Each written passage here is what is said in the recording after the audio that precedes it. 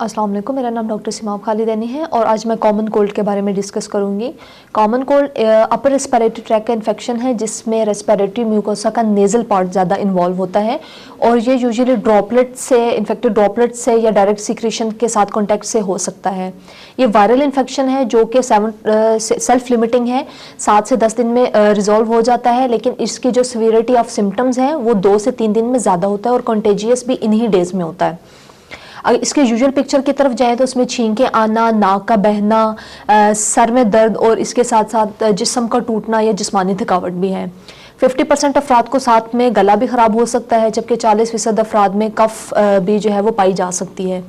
ज़्यादा मेन इसकी जो कॉमन सिम्टम्स हैं उसमें नाक का ज़्यादा बहना, छींकों का आना, जो नेज़ल पैसेजेस हैं उनका ऑब्स्ट्रक्ट हो जाना और साथ में कुछ अफराद को गला भी ख़राब हो सकता है। इसमें ज़्यादा एंटीबायोटिक की ज़रूरत नहीं होती है क्योंकि ये सेल्फ लिमिटिंग है।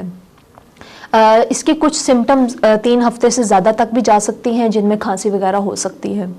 इसके रिस्क फैक्टर्स की तरफ जाएं तो रिस्क फैक्टर्स में एज नहायत इंपॉर्टेंट फैक्टर है। इन्फेंट्स में, यंग चिल्ड्रन में, छोटे बच्चों में बहुत ज़्यादा ये कॉमन हो सकता है।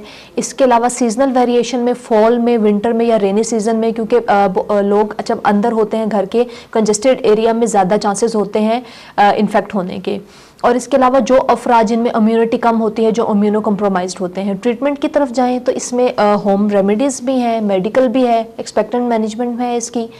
होम ट्रीटमेंट में बेड रेस्ट है। इसके अलावा ज़्यादा से ज़्यादा फ्लूइड इनटेक होना चाहिए जिसमें पानी हो गया, कहवा हो गया, यखनी हो गई। इसके अलावा गले ख़राब के लिए थ्रोट लोजेंजेस आप ले सकते हैं। आप गार्गल्स कर सकते हैं गर्म पानी के साथ या जो नमकीन पानी होता है नमक डाल के, उससे आप ये घर में मैनेज कर सकते हैं।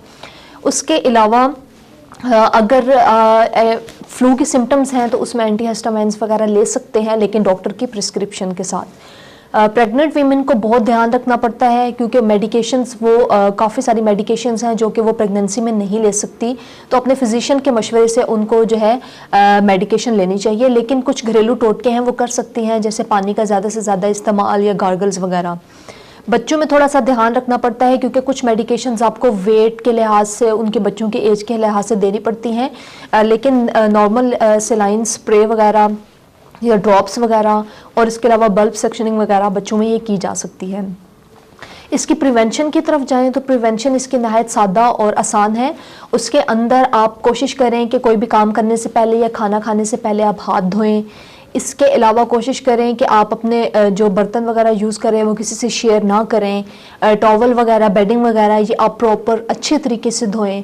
इसके अलावा जब आप खांस रहे हैं या आपको छींक वगैरह आ रही है तो कोशिश करें अपने मुंह को कवर रखें।